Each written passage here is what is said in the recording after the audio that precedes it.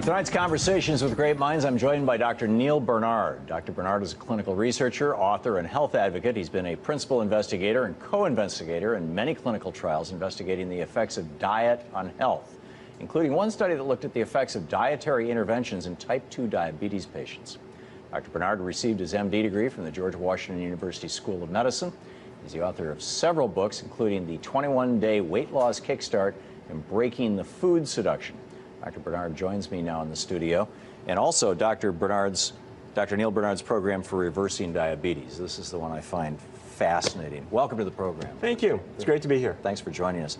What made you get into this? What drew you into diet? I mean, most physicians, it's, you know, here's the pills. Yeah. It is. I have to say, what I'm doing now is exactly the opposite of how I grew up. I grew up in Fargo, North Dakota.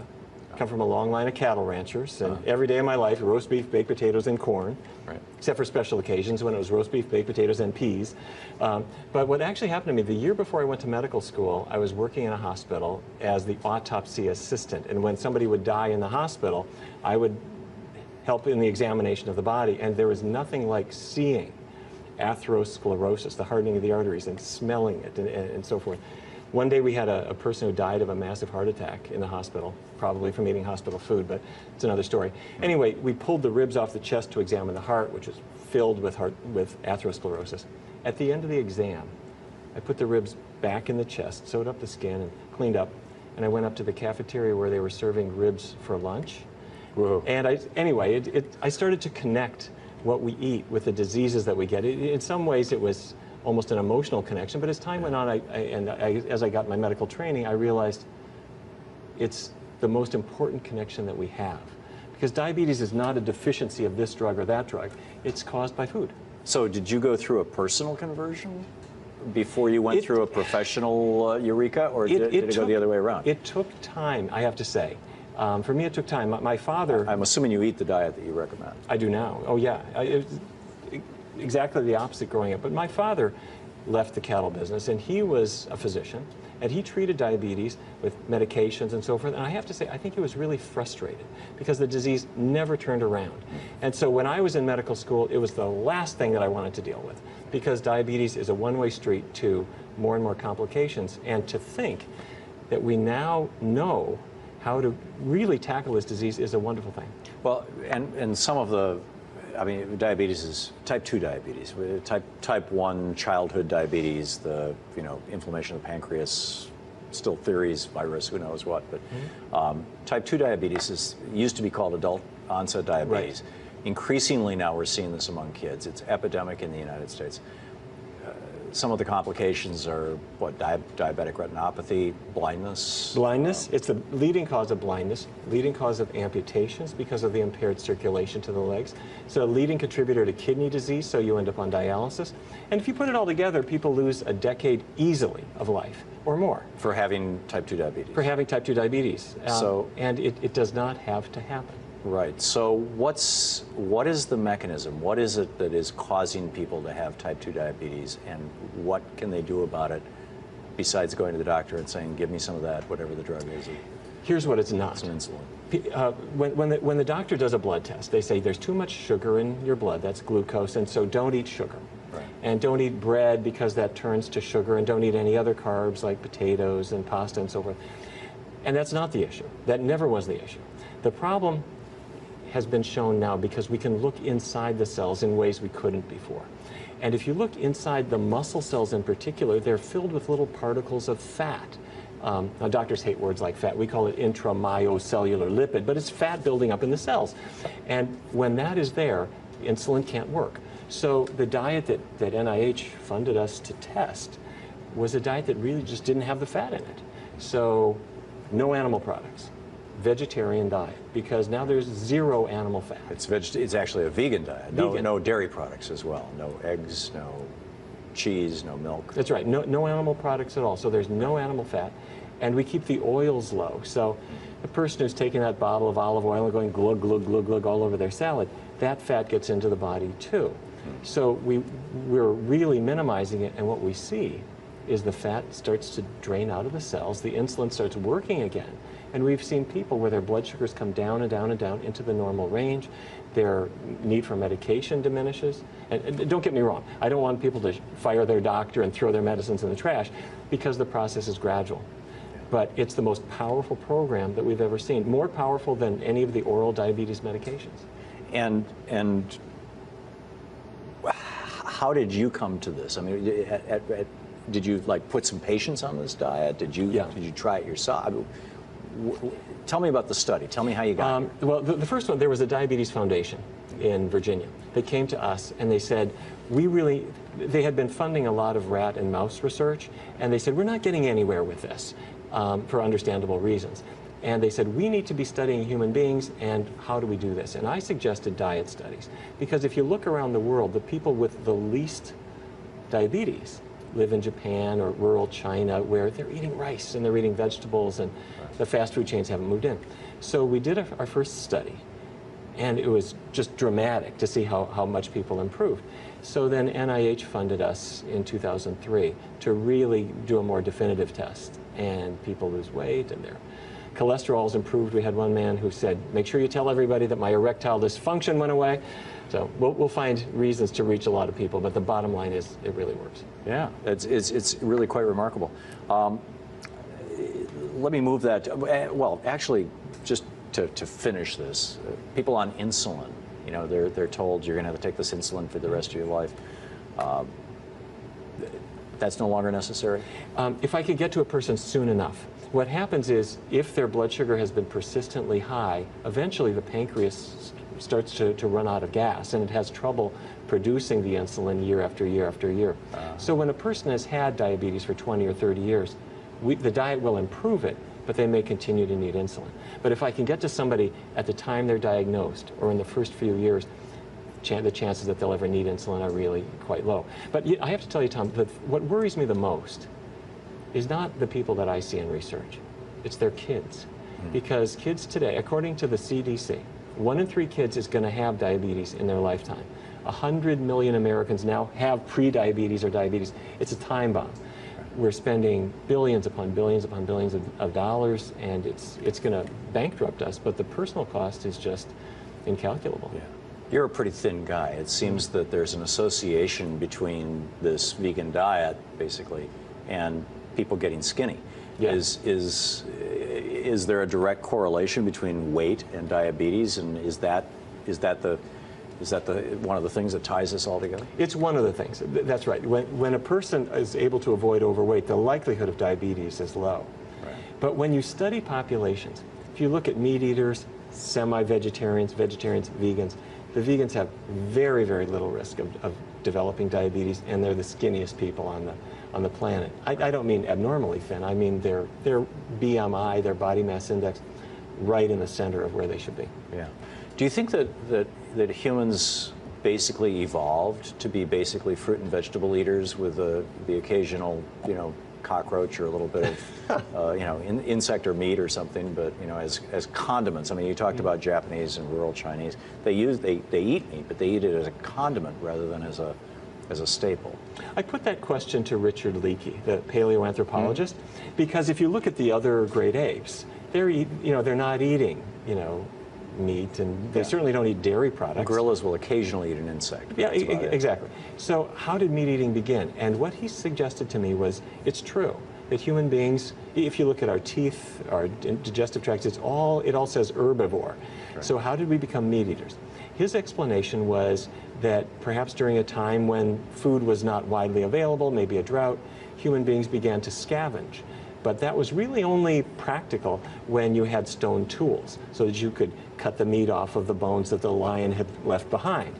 So it probably began with the Stone Age, and for whatever reason, it just sort of continued. And once we had fire, then it was something that people could well, also do. Meat is concentrated, I mean, fat is concentrated calories. It's concentrated calories. But to this day, if I have a person who comes in and they've got diabetes or weight problems or heart disease, they have a pre-Stone Age body.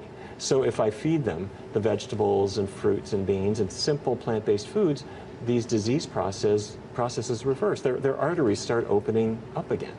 What do you think about this hypothesis that was, I think I saw it in a New York Times article a couple of weeks ago, that that Alzheimer's might be a form of diabetes? I think it's true. How? I think it's true. Well, first of all, I should say that people are starting to get used to the idea that food affects your heart or your waistline. But the idea that it could affect your brain is a totally novel thing for many, many people. But back in 1993, there is a study in Chicago affiliated with Rush University.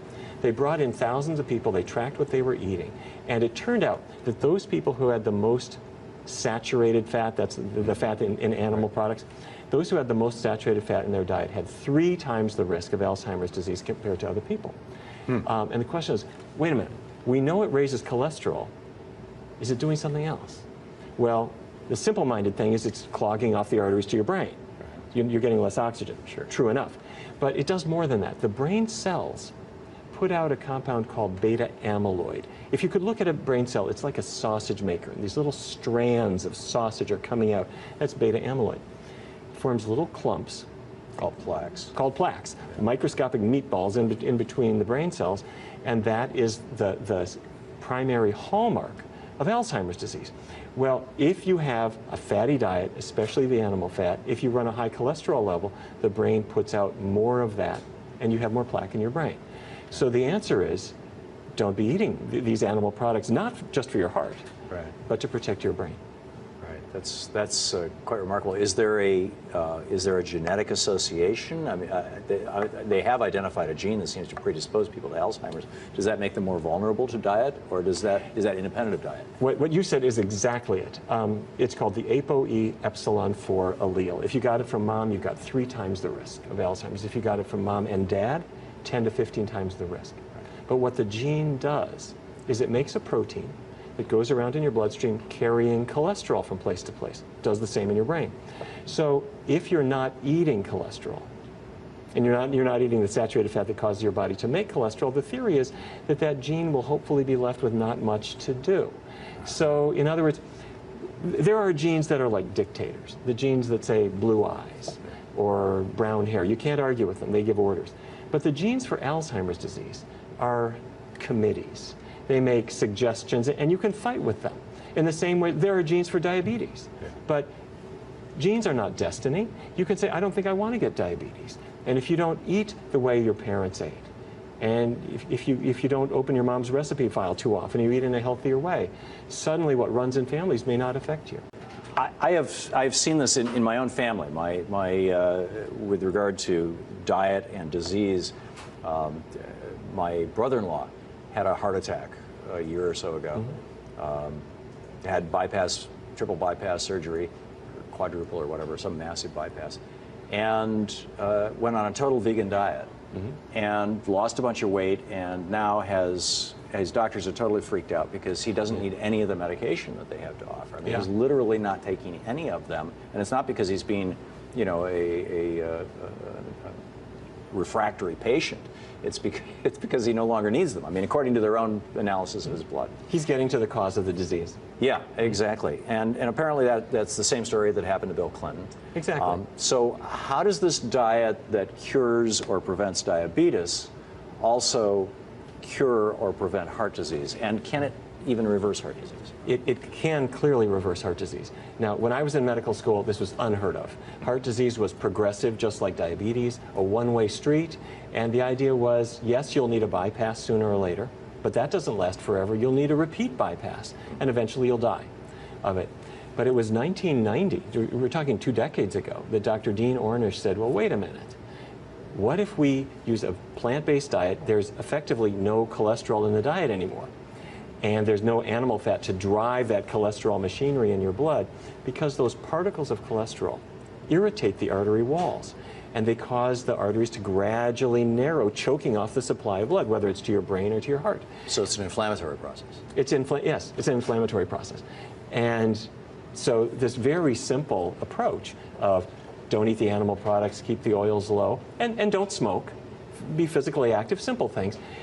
When Dr. Ornish did angiograms in the patients, which shows this little trickle of blood getting through the heart, the arteries were opening up. No surgery, no roto-rooter, nothing. The arteries were opening up on their own. And I called Dr. Ornish. I said, I had never met him. I said, every doctor in America will believe this works. But what they will say is, nobody could follow that diet. It's too extreme. So he said, come on out, let's do a study. And I interviewed all of his patients. And what we discovered is they were thrilled. They were delighted. First of all, they could eat spaghetti and all kinds of foods they enjoyed. They just set aside the animal products. But they lost weight. And their arteries were opening up again. Their energy was back. They didn't need all the pills. They didn't have the side effects and the expense. In the same way that President Clinton has said, yeah, I reversed my heart disease, but look at me. I'm 25 pounds thinner. He looks better than he has in a long period of time. Yeah. So this is reversible. There's one of the contras to this take cholesterol out of your diet is that the body produces cholesterol. Yes. Are you suggesting that or is this correct that the body produces cholesterol in response to inflammation, and that external eaten cholesterol produces the inflammation that causes the body to produce its own cholesterol that then narrows the artery? Is that the mechanism, or is it some variation on that? Let me give a real simple-minded view of it, which is the liver makes cholesterol, right, and other body tissues do as well, because you need a little bit of cholesterol to make certain hormones. Testosterone and estrogen are actually made from cholesterol. It's also the glue that holds our cell membranes together. So if you didn't have any cholesterol, you would dissolve into a heap of jelly. You need a bit of it. But your liver makes that trace that you need. So if you're eating animal products, you're getting their cholesterol added to your own. Right. And if you eat the animal fat, that stimulates your cholesterol-making machinery. So it's just, you're getting too much traffic in the blood of all these cholesterol particles that you just don't need and are better off without. So the cow eats the grass, and the cow's liver makes its own cholesterol for the cow, and then you eat the cow, or the fish, or the chicken, or any of the animals. Yeah. Any animal product at all. Right. And what are your thoughts on eggs? Same story. If when a chicken lays an egg, everything that makes a chick is in that egg. Everything to make feathers and a beak and feet and skin and a liver and a spleen, it's all in there. The egg does not order out for room service. Right. So packed in that egg is more cholesterol than an 8-ounce steak, a huge amount of fat, and so forth. And it's not something that we should really be eating, because it really is a time bomb of cholesterol. So, which increases your risk both of heart disease and diabetes. Yeah, yes, it does. What about cancer? How does cancer fit into all of this? Cancer, if you look at cancer rates, people had thought, well, how much is genetic and how much is something else? Well, genes are not really changing over time, but cancer rates have been changing quite dramatically. And in the earlier part of the last century, breast cancer was shooting up as our meat and intake was going up, and our fat intake and our calorie content in general was going up as our waistlines were expanding. So if we reverse those things, cancer rates will fall. What's the connection? It's not cholesterol. It's the fact that our diet changes our hormones. Diet can affect the hormones in a woman's body. It can drive estrogen. It can increase estrogen levels. And in a man, it can increase testosterone. It doesn't make you more macho. What it will do is increase prostate cancer risk in a man, or breast cancer risk in a woman. And a plant-based diet helps the body to have an adequate amount of estrogen, but not the excesses, and the same with testosterone. Right. Food addiction. Our director, Kevin, is famously addicted to giant Slurpee drinks. Sorry, Kevin. What happens? He is not alone. Yeah. So what happens? Everybody else here in the studio is too. What happens when people have an addiction to a particular food? What is that is that a sign of something? Is it a bad thing, a good thing? Is it that your body craves it because it needs it, or is it your body craving it because it is not that you need it. People have rationalized this. I have to have chocolate because I'm magnesium deficient. I say nonsense. If I take a chocolate binger, I mean a person who just is shoveling chocolate in. There's a drug called naloxone. We give it to people who have overdosed with heroin. Right. A man's passed out on the street. He's going to die of heroin overdose. I put naloxone in his bloodstream. It goes to the brain and it attaches to opiate receptors, right, and the heroin can't work.